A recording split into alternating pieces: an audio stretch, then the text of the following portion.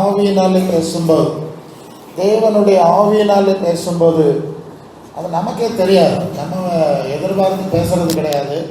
அது நம்ம எதிர்பாராம இருக்கக்கூடாதோ என்றெல்லாம் நினைக்கக்கூடிய அளவுக்கு அது ஒரு விசித்திரமான ஒரு காரியம். அது நம்முடைய கட்டுப்பாட்டில் இருக்கிறது கிடையாது.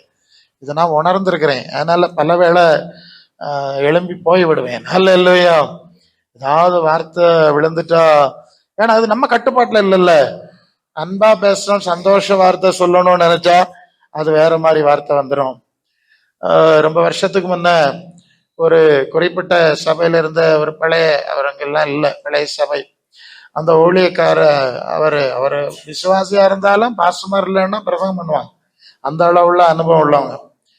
அவர் சொல்வாரு, ஒரு குறிப்பிட்ட ஊழியக்காரர் அந்த ஸ்தாபனத்தினுடைய தலைவரை வச்சு, எங்க பாஸ்டர் எங்க வீட்டுக்கு வராருன்னா எங்களுக்கு கையும் ஓடாது காலம் ஓடாது. இல்ல ஏன்?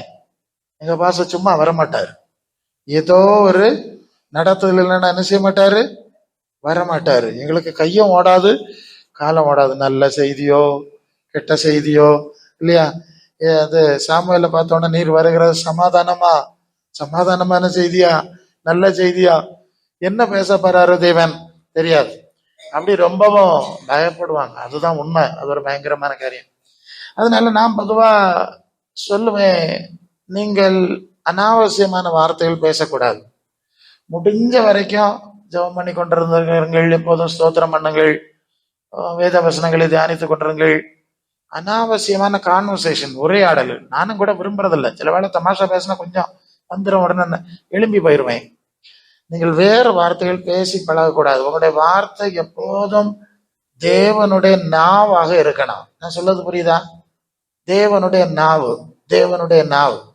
அதனாலதான் நான் அடிக்கடி எனக்கு உதவி செய்யும், என்ன பேசணும், என்ன செய்யணும், நான் தேவனுடைய நாவா இருக்கணும், நான் தேவனுடைய கருவியா இருக்கணும் அப்படிங்கிற அர்ப்பணத்துக்கு வேண்டிதான் அந்த காரியத்தை சொல்லுது. நான் என்ன செய்யணும், எனக்கு ஒன்றும் தெரியலையே, ஒன்றும் புரியலையே, இருட்டா இருக்கேன், இப்படியே புலம்பி கொண்டிருப்பேன்.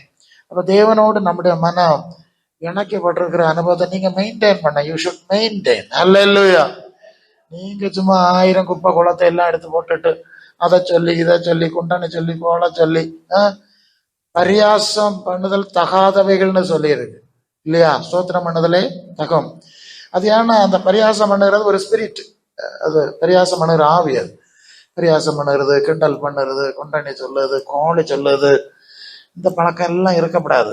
இந்த ஆண்டவருடைய வார்த்தை இருந்தால் அது மட்டும் பேசினா போதும், அளவா பேசினா போதும். அல்ல சில விஷயங்களை உண்மையை பேசினா இப்படி உண்மை இருக்கிறது, அவ்வளவு பேசினா போதும். அப்படியே நீங்க பழகுனா நம்முடைய நாவை சரியா பயன்படுத்த முடியும்.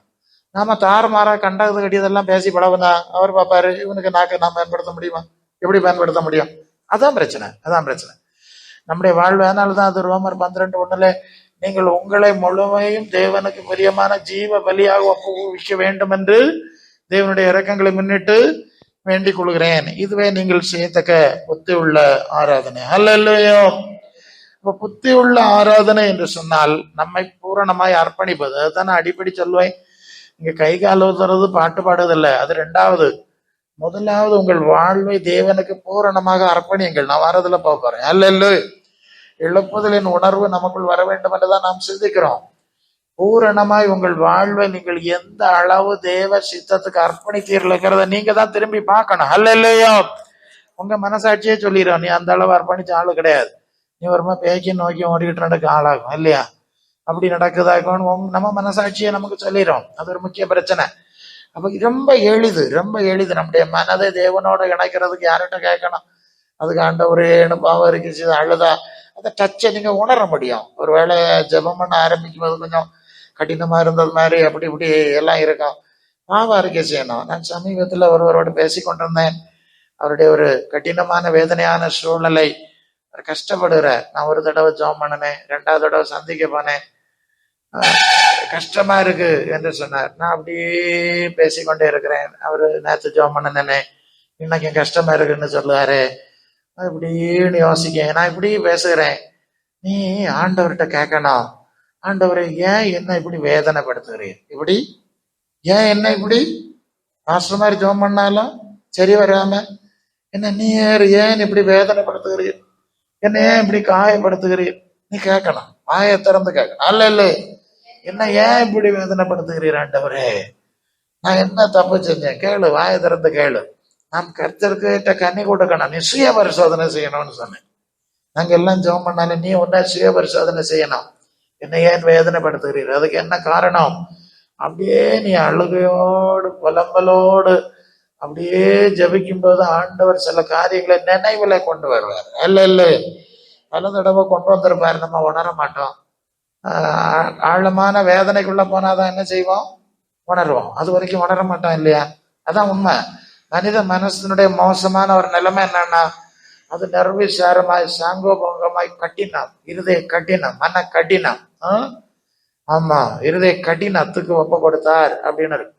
இந்த கடினம் தான் நம் தேவனோடு இணைக்கப்பட முடியாத நிலைமைக்கு வந்துடுது. ரொம்ப காலம் அக்கிரமம் துன்மார்க்கம் அதிலே பழகிட்டா அப்புறம் நமக்கு அது ஒரு உணர்ச்சியே இருக்காது இல்லையா? அது ஒரு சாதாரண விஷயம் மாதிரி ஆயிரும். ஆனா ரொம்ப தீமைகளுக்கு பயந்து நடந்து பழகுனா சின்ன காரியமா ரொம்ப மனசுல என்ன செய்யும், பாதிச்சுக்கிட்டே இருக்குமா இல்லையா? சரி, இப்படி பேசிட்டோமே, இருந்தாலும் நம்ம இப்படி பேசியிருக்க கூடாது, தப்புதான் இல்லையா? மனசை பாதிச்சுக்கிட்டே இருக்கும். ஆனா ரொம்ப அந்த மாதிரி பேசி தாறுமாறா பேசி எல்லாம் பழகினாலும் அது சாரமே இல்லை, நிஸ்சாரமா பேசி விடுவார். அப்ப வித்தியாசம் தெரியுதா? மனிதர்கள் தான். அப்ப நம்முடைய மனம் எப்படி இருக்குன்னு நீங்க நிதானிச்சு பார்க்கணும். அப்ப கடினமான வேதனை வரும்போது அழும்போது சில காரியங்களை உணர்த்தக்கூடும். உடனே நீங்கள் பாவாரிக்கை செய்து மனம் திரும்பணும். அல்ல இல்லையோ? திரும்பினாதான் அந்த கனெக்ஷன், இறை உறவை அனுபவிக்க முடியும். இது முதல் விஷயம். ரெண்டாவது, பரிசுத்த ஆவியின் வல்லமையினாலே நிரம்பணும்ட்டு நீங்க எவ்வளவு ரிஸ்க் எடுக்கிறீங்க, எவ்வளவு பிரயாசப்படுகிறீர்கள் இல்லையா? எவ்வளவு உழைக்கிறீர்கள், எப்படியாவது பரிசுத்த ஆவி இறைக்கணும் அப்படின்னு எல்லாரும் உழைக்கிறார்கள். சந்தோஷமான காரியம். நானும் அப்படி பிரயாசப்பட்ட நபர் அல்ல, எனக்கு அது தெரியும். ஆனா இங்க பிரச்சனை என்னவென்று சொன்னால், அதுதான் அது ஏசாயா 59:1-2 உங்களுடைய அக்கிரமங்களே உங்களுக்கும் எனக்கு நடுவாய் பிரிவினை உண்டாக்குறது. ஏசாயா 55:8 உங்கள் வழிகள் என் வழி அல்ல, ரெண்டும் இணையாம இருக்குன்னு ஒரு காரியம் இருக்கு. ஸோ இப்படி நம்முடைய மனநிலைக்கும் தேவனுடைய மனநிலைக்கும் ஒரு எதிரடையான நிலை. அந்த எதிரடையான நிலை எப்படி வருதுன்னு சொன்னா, அதுல முக்கியமான ஒரு காரியம், நீங்க யாக்கோபு 4:4 உலக சிநேகம் தேவனுக்கு விரோதமான பகை என்று அறியீர்களான்னு சொல்லிட்டு அடுத்த வசனம் சொல்லுது, நம்மில் வாசமா இருக்கிற ஆவியானவர் நம்மில் வைராக்கிய வாஞ்சை உடையவரா இருக்கிறார் என்று வேத வாக்கியம் வீணாய் சொல்லுகிறது என்று நினைக்கிறீர்களா அப்படின்னு இருக்கு. அல்லையோ, கவனிக்கிறீங்களா? வைராக்கிய வாஞ்சைன்னு போட்டிருக்காங்க. அது கொஞ்சம் சரியா மொழிபெயர்த்தா அட்டு தீவிரமான மனநிலை உள்ளவர். பரிசுத்த ஆவியானவர் எப்படிப்பட்ட மனநிலை உள்ளவர்? அட்டு தீவிரமான மனநிலை உள்ளவர். அது நம்ம மனுஷன் பேசுற மாதிரி விஷயம் இல்லை. சோ தீவிரம். அது என்ன தீவிரம் என்று கேட்டால், அதுதான் மேல இருக்க வசனம். உலகத்துக்கு சிநேகிதனா இருக்க விரும்புறவன் தேவனுக்கு பகஞ்சனா இருக்கிறான். உலகமும் பரலோக தேவனும் ஒன்றுக்கு ஒன்று எதிராக இருக்கிறது என்று ஒன்றுக்கு விளக்கி சொல்லி இருக்கிறேன். அந்த விஷயத்துல தேவன் ரொம்ப தீவிரமானவர். பரலோக தேவன் தீவிரமானவர், பூலோக ஆவிக்கு எதிரான தீவிரமானவர். அதனாலதான் இந்த பிசாசு நீங்க கவனிக்கிறீங்களா? இந்த இயேசுநாதரை கண்டவன பிசாசு ஏன் அலறிச்சு ஐயோ தேவனுடைய குமாரன் இயேசு கண்டவன அலறி விட்டது. ஊழியக்காரில் கண்டவன அலறி அடிச்சு சுருண்டு உள்ளது இல்லையா? நம்ம பார்க்க இல்லையா? உருண்டு சுருண்டு நான் பார்த்தேன். இல்லையா? ஐயோ எரியுது பொரியுது கரியுது. ஏன்னா அந்த ஆவி அசுத்த ஆவி. நமக்குள்ளே செயல்படுறது பரிசுத்த ஆவின்னு சொன்ன அது ஒன்றுக்கு எதிராக பயங்கர வைராக்கியமுடைய ஆவி. இது ஒரு ஐடியா பேசிக் கிடைச்சிருக்கும். சரி, இப்ப நமக்கு என்ன வேணும்? தேவன் ஆவியா இருக்கிறார், யோவான் 4:24 அந்த ஆவி வேணும். அது நமக்குள்ள வரணும்னா என்ன? அங்க உலக நேசம் இருக்குன்னு வச்சுக்கிடுவோம் இல்லையா? அங்க உலக நேசம் இருக்குன்னா இந்த ஆவி உள்ள வர முடியுமா? இந்த பிரச்சனையை நீங்க மனசிலாக்கணும் பேசிக்க. இல்லையா? அநேக பிரசங்கமாருக்கே தெரியல. உலக நேசம், உலகத்தின் சிந்தை, உலக ஆசை. ஒருவேளை அறியாம உள்ள காலம் அறியாம இருந்துன்னா அதை விட்டுடுவோம். தெளிவா சொன்னா சில சந்தர்ப்பத்துல எல்லாம் அறியாமல் இருந்தா கூட சத்தம் போடுவாங்க. தெரியாது, உள்ள உலக நேசத்தை வச்சுக்கிட்டாக்க சத்தம் போடுவாது. சத்தம் போட்டோன்னா அப்ப இவங்க சத்தத்தையும் வாஞ்சியம் கேட்ட ஆண்டவர் என்ன செய்யாரு? பரிசுத்தாவியை கொடுக்க விரும்புவார். கொடுத்தோட தூக்கி ஒரு எறியாங்க. ஏன் எறியும் தெரியுமா?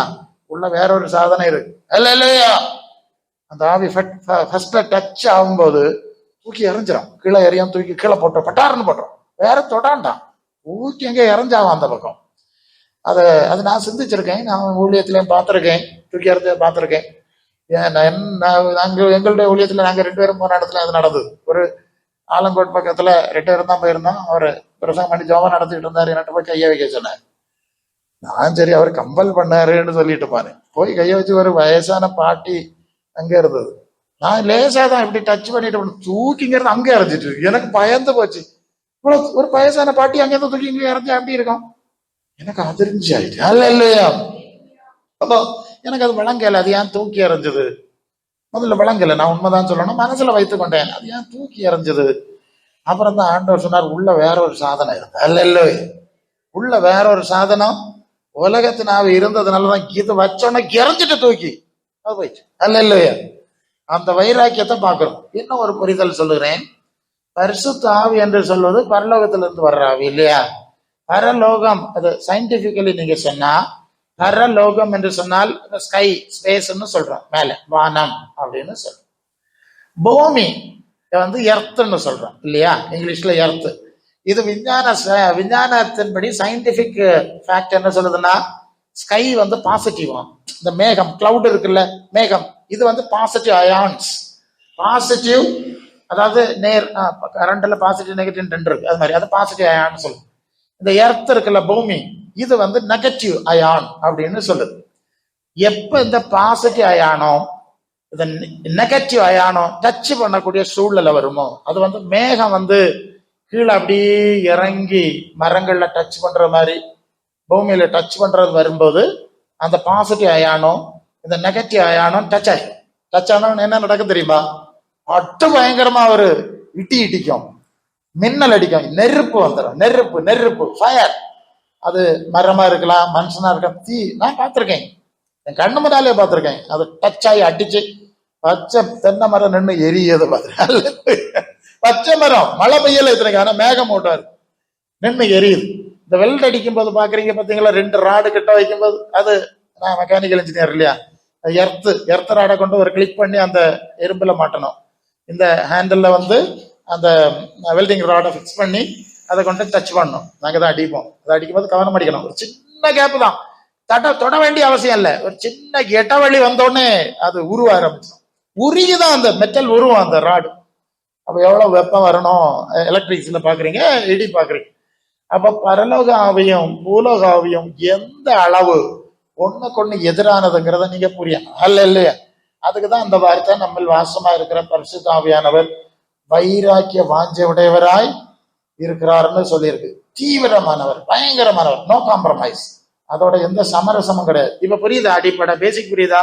சரி. அப்ப இந்த பரிசுத்த ஆவி பரலோக ஆவி நமக்குள்ள வர்றதுக்கு தடையா இருப்பது என்னவென்றால், நமக்குள்ள இருக்கிற உலக சிநேகம். சரியா? அதனாலதான் இயேசுவின் சீசராகுதலின் உபதேசத்தை கொடுக்கும்போது, வர்ற லோகத்திலே மனசை வைக்கும்படியா என்ன செஞ்சிருவோம்? செய்திய சொல்லி அவங்கள பூலோக மைண்டை பூலோகத்தை மனசை எடுத்துடுவோம். பரலோகம் பரலோகம் பரலோகம்னு அங்க வச்சிடுவோம். இந்த மைண்டு அங்க போய் கனெக்ட் ஆயிரும், உடனே பரிசுத்த ஈஸியா கிடைக்கும். இப்ப என்ன ஆச்சுன்னா, பூலோகம் பூலோகம் பூலோகம் மண்டைக்குள்ள ஏற்றி விட்டாச்சு. இப்ப ஆசை விளையாடியாச்சு. நெகட்டிவ் வராது. இங்க உள்ள வேற பவரை ஏத்தி வச்சுட்டு கைய உதறு காலை உதறு கைய அடினா எங்கோடி வரும்? உங்களுக்கு புரியும்னு நினைக்கிறேன். நான் பல தடவை இதை சொல்லியிருக்கேன். ஓகே, இதை எடுத்து போடுறது வேணா அறியாமையினால. உங்களுக்கு தெரியாது எங்க உலக நேசம்னா என்னன்னு தெரியாது. ஆண்டவரே ஆவியை தாரோம்னா அவர் தொடுறாரு, வட்டாருன்னு அடிச்சு தூக்கி தூர எடுத்து அடிச்சிருது, அடுத்தது பவர் வரும். அல்ல இல்லையோ? தூக்கி எறிஞ்ச பிறகு அப்புறம் கிளியர் ஆயிடும். அல்ல இல்லையோ? அது நாங்க நுட்பமா பார்த்திருக்கிற ஒரு விஷயம். அந்த உலகத்தின் ஆவி சம்பந்தமான விஷயம் நமக்கு தெரியாமலே நமக்குள்ள இருக்கிறோம்.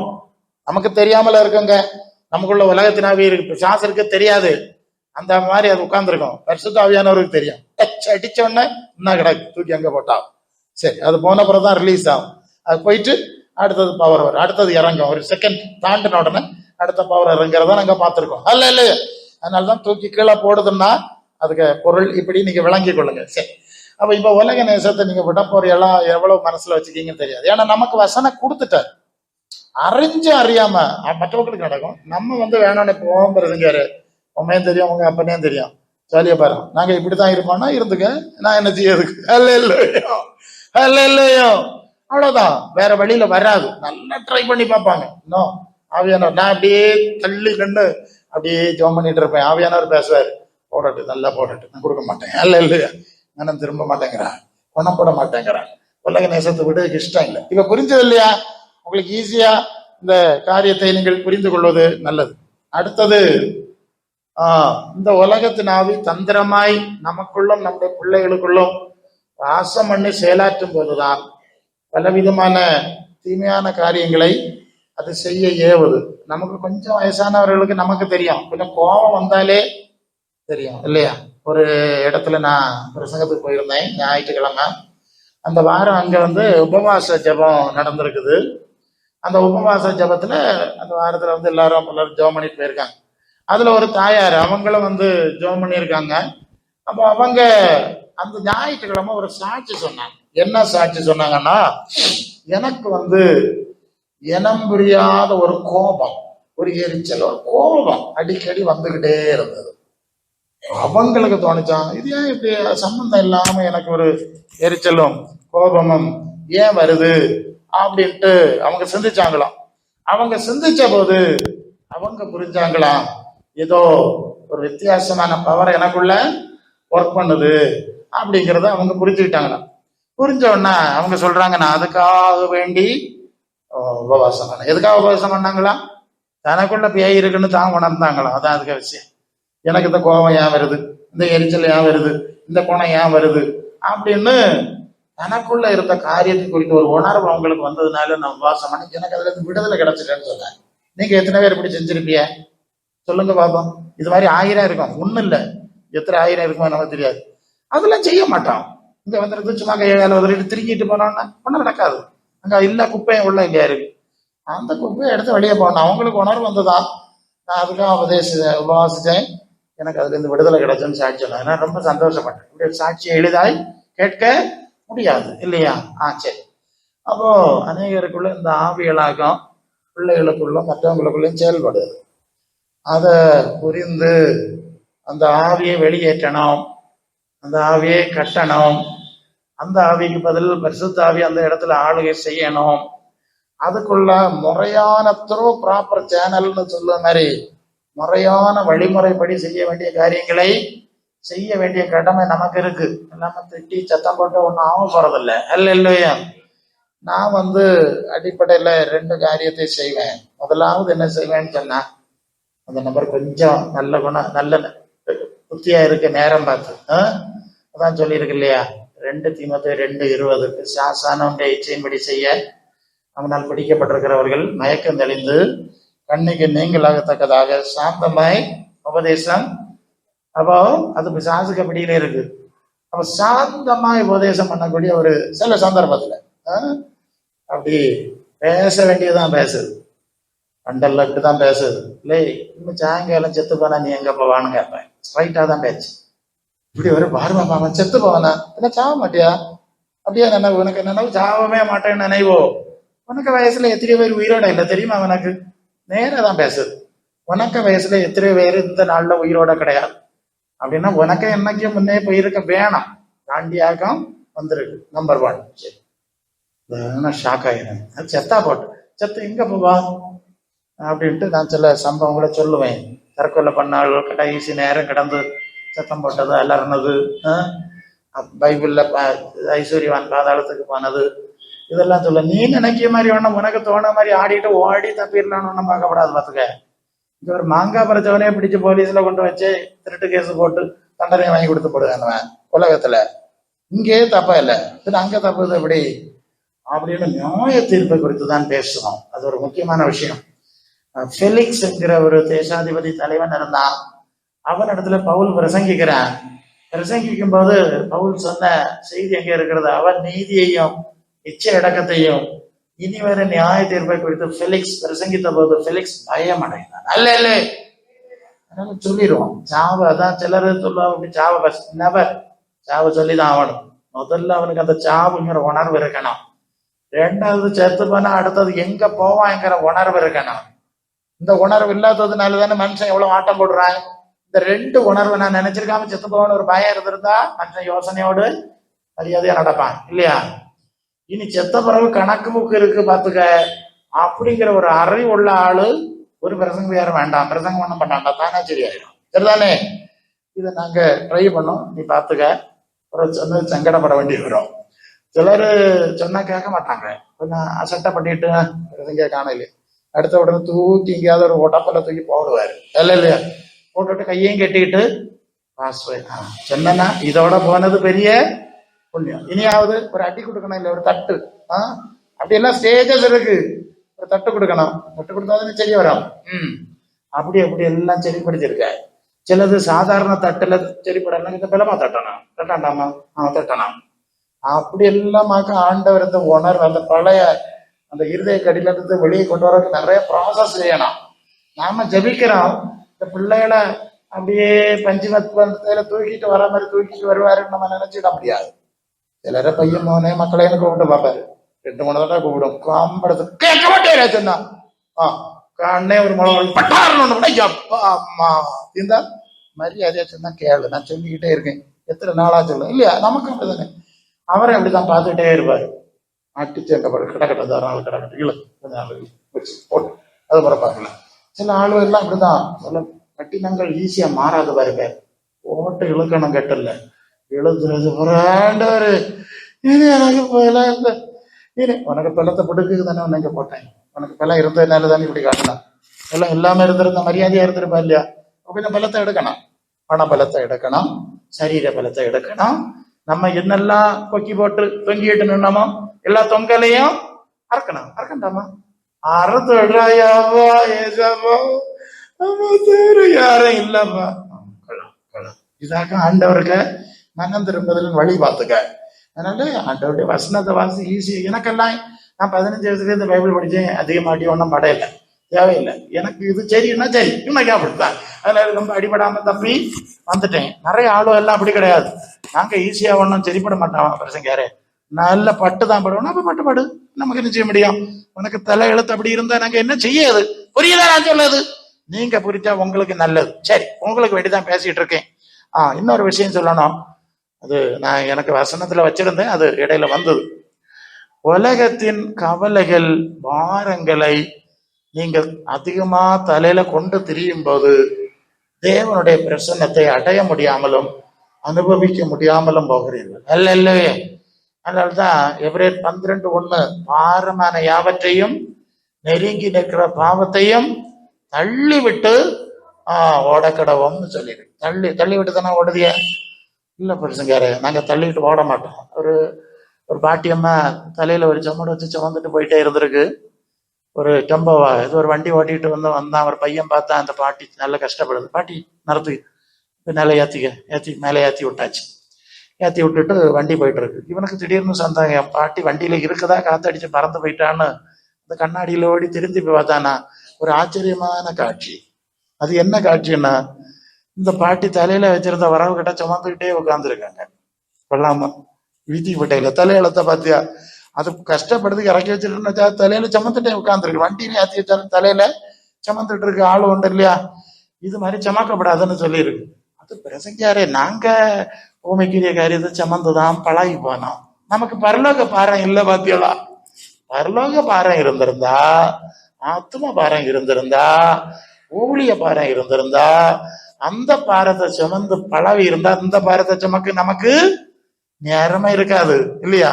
அதுக்குரிய தேவையும் நமக்கு அந்த பழக்கம் இல்லையே. நமக்கு கருவாட்டுப்பட்டியை சுமந்தானே பழக்கம் சாவு வரைக்கும். அப்படியே பழகிட்டேன் இல்லையா? பழகி கடைசி வரைக்கும் அப்படியே ஆயிடும். சிலர் அப்படியே ஆயிடுறாங்க. அவங்க அதுல சுமக்கிறதே அவங்களுக்கு ஒரு சந்தோஷம் போல ஆயிடுது. ஸோ ஆண்டவருடைய பிள்ளைகள், நேற்று கூட அங்க வரும்போது ஒரு காரியத்தை பேசிக்கொண்டோம். அந்த பிரச்சனை தீரையில, இந்த அடிமைத்தனம் மாறையில, அது பழக்கம் மாறையில. இப்படி சொல்லிட்டு இருந்தா சரி வராது. நீ முதல்ல பைபிளை எடுத்துட்டு ஆண்டவருடைய சித்தத்தின்படி ஏதாவது செய்யறதுக்கு ஓடு.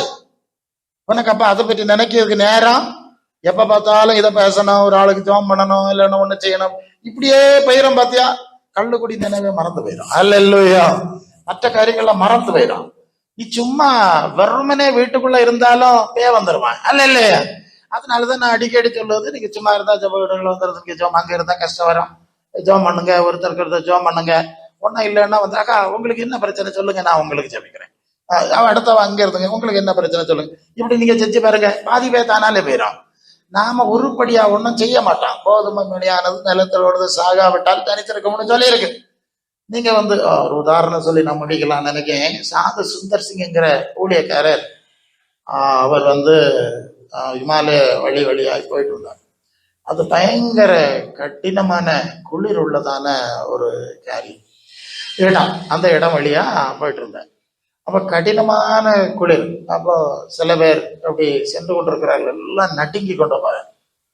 அப்போ இவர் பார்த்தாரா, அதுல ஒருவரோட கொஞ்சம் வயசுல கொஞ்சம் ஒரு சின்ன வாலி வந்தேன், அவனை தூக்குனாராம். தூக்கி தோல்ல வச்சுட்டு ஓடுகாராம். இவரு நல்ல புரியணும், தூக்கி தோல்ல வச்சுட்டு ஓடுகாராம். கொஞ்சம் தூரம் ஓடியாச்சு. ஓடி போனா ஓகே, ரெஸ்கியூ ஆயிட்டு. திரும்பி வரும்போது பார்த்தா இவரு கூட ஒரு சிலர் செத்து கிடந்தாவலாம். சரியா? அதுக்கு அவர் என்ன வழக்கம் சொன்னாருன்னு சொன்னா, நான் அந்த பையன் அதை கஷ்டப்பட்டான், அவனை கஷ்டப்படுறானேன்னு சொல்லி அவனை தோல்ல தூக்கி வச்சுட்டு நான் நடந்து ஓடணும் பத்தியெல்லாம், எனக்கு உடல் அனல் கொண்டது. என்னது? வெயிட்டே தூக்கி வச்சுக்கிட்டு கொஞ்சம் வேகமா ஓடி நடந்தோன்ன உடல் சூடாயிட்டு. எனக்கு உடல் சூடானனால நானும் பாதுகாக்கப்பட்டேன், எனக்கு சூடு அவனுக்கு மேல பட்டு இல்லையா, அந்த பையனும் பிள்ளையும் பாதுகாக்கப்பட்டு. மத்தவங்க எல்லாம் யாருக்கு சுமையை எடுக்க விரும்பல, சீனலக்காரர்கள். புரியுதான சொல்லுது? அவளுக்கு சுமை அவன் சுமைக்கிட்டு மாறி மாறி சுமைக்கிட்டு, அப்ப நீ உனக்கு நீ சுமை. இப்படி சுயநலமா அவளை குளிரில் வரைத்து செத்து போனார்களாம். சரியா சொல்லுது? புரியுதா? அப்ப மற்றவர்களுடைய சுமையை சுமக்கும் போது நமக்குள்ள ஏற்படுகிற சில மாற்றங்களை நீங்கள் புரிந்து கொள்றதுக்கு சொல்றோம். அந்த மாதிரியான ஒரு மனநிலை இன்னைக்கு கிடையாது. அடுத்தவர்கிட்ட சந்தோஷமா பேசுறதில்லை, அன்பு கிடையாது, தேவ அன்பே கிடையாது. சும்மா கை கால் முறுக்கு தான் மிச்சம். அதான் ஒரு வாரத்தில் சுமந்தெல்லாம் அடிக்கடி நான் வசனங்களை பயன்படுத்துறேன். அப்படிப்பட்ட ரீதியில் போனாதான் அதுக்கு ஆண்டவருக்குள்ளான விடுதலை பிரசை மாதிரி கொண்டு தலையில கை வச்சு தந்துட்டு போற நீ நினைச்சாத அல்ல இல்லையா? நிறைய ப்ராசஸ் இருக்கு. வசனத்துல நடக்கிறோம், மெய்யான ஆவியானவரோடு நடக்கிறோம், அந்நிய பாஷை பேசுறோம், ஆவில நல்லா இருக்கிறோம். இந்த மாதிரி இது எல்லாம் சேர்ந்துதான். நீங்க அந்த எபேசியர் 6:12 மாம்சத்தோடு ரத்தத்தோடும் அல்ல, அதிகாரம் துறைத்தனங்கள் வானமண்டலத்தோட பொல்லாதவின் சேனைகளோடு போராட்டம் உண்டுன்னு சொல்லியிருக்கு இல்லையா? அதை ஜெயிக்கிறதுக்கு சொல்லியிருக்க பட்டியல் அந்த வசனத்தை படிச்சிருங்க. ரத்தத்தோடும் அல்ல, துறைத்தனங்கள், அதிகாரங்கள், இப்பிரபஞ்ச அந்தகார லோகாதிபதிகள், வானமண்டலத்துல பொல்லாதவின் சேனைகளோடும் உண்டு. அடுத்தது ஆகையால் எல்லாம் கேளுங்க, தீங்கு நாள் அவைகளை எதிர்க்கவும் சகலத்தையும் செய்து முடித்தவர்களாய் நிற்கவும் திராணி உள்ளவர்களாகும்படி சர்வ எல்லா ஆயுதங்களையும் தரித்துக் கொள்ளுங்கள். சரி சொல்லுங்க. சத்தியம் கச்சை, சரி, நீதி மார்க்கவசம், சமாதானத்தின் சுவிசேஷம் பாதரட்சை, அவித்து போடத்தக்கதாக மேலாக விசுவாசம் கேடயம். அடுத்தது சலைச்சி ரட்சண்யம், தேவ வசனமாய் ஆவியின் பட்டயம். எந்த சமயத்திலும் வேண்டுதலோடும் விண்ணப்பத்தோடும் ஆவியினாலே ஜெபிக்கும். அதன் பொருட்டு மன உறுதி, பரிசுத்தவான்களுக்காக மற்றவர்களுக்காக பண்ண வேண்டுதல்னாலும் பார்த்துருங்க. ஆயுதங்கள் என்னன்னு தெரியுதா? உங்கள்ட்ட எத்தனை இருக்கு சொல்லுங்க. அது வேலை ஏதாவது சொல்லுதியா இல்லையா? இந்த ஆயுதங்கள் வரிசையில் எத்தனை வச்சிருக்குதியா நீங்க? ஏகப்பட்ட விஷயம். அது நம்ம எல்லாம் ஏதோ மற்ற பரிசுங்க மாதிரி தருவா வேணும் போய் பழகிறாவ, அப்படி ஒரு பழக்கம் கிடையாது. தொடக்கத்துல ஒன்று செய்யணும், செஞ்சா தானே அடுத்த நீங்க செய்யணுமே. அவர் சொன்னார் இல்லையா, ஒண்ணு வர்க்கமானது சொன்னாரு, இந்த பிள்ளைகள்லாம் என்னை விட மேலானவர்களாய், நம்ம நல்ல வாத்தியார் அப்படிதான், என்னை விட மேல போயிடக்கூடாது, சவிட்டி சிரிக்கி எனக்கு கீழே ஊட்டி இன்னைக்கு இல்லையா வந்தா, நீ இன்னைக்கு இல்லையா வந்த அப்படி எலும்ப விடாம செய்ய முடியாது. என்ன விட நல்லா இருக்கு, அப்படித்தான் ஆண்டவர் செய்யறார். அப்ப நீங்க என்ன செய்கிறீர்கள்? சரி அன்புக்குரியவர்களே, எழுப்புதல் என்று சொல்லுகிறது சும்மா வராது. இப்படிப்பட்ட பல பொறுப்புகளும் உத்தரவாதங்களும் நமக்கு இருக்கிறது. அவைகளை நிறைவேற்றும் போதுதான் அது உரிய அளவு நமக்குள்ள கட்டி எறியும். முடிக்கிறேன். நாம் சாதாரணமானவர்கள், ஆனால் நமக்குள்ளே செயலாற்றுகிற அந்த தேவனுடைய வல்லமை நம்முடைய கற்பனை கெட்டாதது. அதை சரியாய் உபயோகிக்க, அவித்து போடாமல் இருக்க நாம் ஜாக்கிரதையா இருப்போம். தேவ சித்தம் செய்வோம். கத்திருந்த வார்த்தையினால் உங்களை ஆசீர்வதிக்கட்டும்.